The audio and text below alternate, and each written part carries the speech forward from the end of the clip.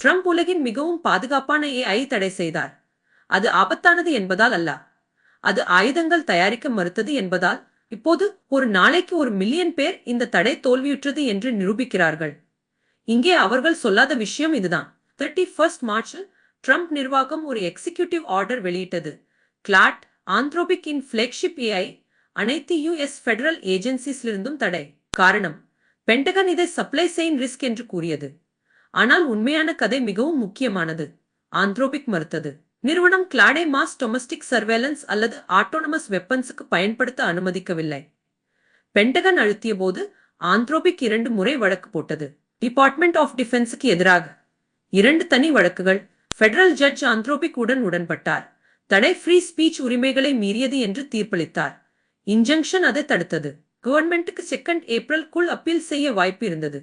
செய்யவில்லை. உண்மையான கதை, ஆயுதங்கள் தயாரிக்க மறுக்கும் ஏஐ அதற்காக தண்டிக்கப்படுகிறது. முதல் பிரேக்டவுன், ஆயுத மறுப்பு. ஆந்த்ரோபிக் கிளாடை கான்ஸ்டிடியூஷனல் ஏஐ பிரின்சிபிள்ஸுடன் கட்டமைத்தது. பயோவெப்பன் டிசைன்ஸ் உருவாக்காது. ஆட்டோனமஸ் ஸ்கில் சிஸ்டம்ஸ் ஆப்டிமைஸ் செய்யாது. சிவிலியன் பாப்புலேஷன்ஸை டார்கெட் செய்யும் சர்வேலன்ஸ் நெட்வொர்க்ஸ் உருவாக்காது. பென்டகன் இதையே விரும்பியது.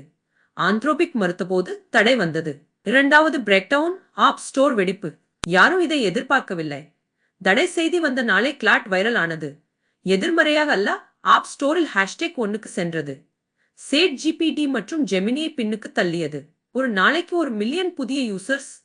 கிளாட் ஒரு நிலைப்பாடு எடுத்ததால் மக்கள் அதை நம்பினார்கள். மூன்றாவது பிரேக்டவுன், செனட் நிராகரிப்பு. காங்கிரசுக்கு அப்ரூவ்ட் ஏஐ மாடல்ஸ் தேவைப்பட்டது. 3ஐ தேர்ந்தெடுத்தனர். கூகுளின் ஜெமினி, ஓப்பன் ஏஐயின் சாட் ஜிபிடி, மைக்ரோசாஃப்டின் கோபைலட். கிளாட் அழைக்கப்படவில்லை. குறிப்பிடத்தக்க வகையில் இல்லை. கவர்மெண்ட் கிளாடை இன்ஸ்டிடியூஷனல் ஆக்சஸிலிருந்தும் ஏஜென்சியிலிருந்தும் விலக்கி வைக்கிறது. உண்மையான செய்தி, இந்த நிறுவனத்தை கட்டுப்படுத்த முடியாது, எனவே தனிமைப்படுத்துவோம். 4வது பிரேக்டவுன், பரபரப்பு. டிஃபென்ஸ் கான்ட்ராக்டர்ஸ் மற்றும் வெண்டர்ஸ் பீதியில் இருக்கின்றன. ஏப்ரல் டெட்லைன்ஸுக்கு முன் தங்கள் சாஃப்ட்வேரிலிருந்து கிளாடை அகற்றுகின்றன. சிலர் இன்டகிரேட் செய்ய மில்லியன்கள் செலவிட்டனர். இப்போது மாற்று மாடல்ஸுடன் எல்லாவற்றையும் ரீபில்ட் செய்ய வேண்டும். விலை அதிகம். குழப்பமானது.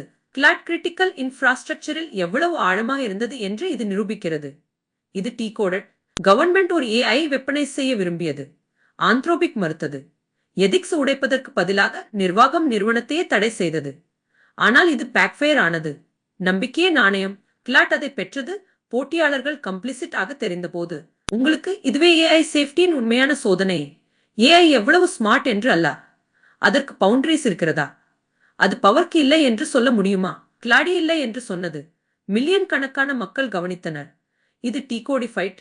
உங்கள் உலகை மாற்றும் ஏஐ முடிவுகளின் பின்னாலுள்ள உண்மையான கதை வேண்டுமா? சப்ஸ்கிரைப் செய்யுங்கள். அடுத்தது, ஓப்பன் ஏஐ கவலைப்படுத்திய ஸ்டார்ட் அப்.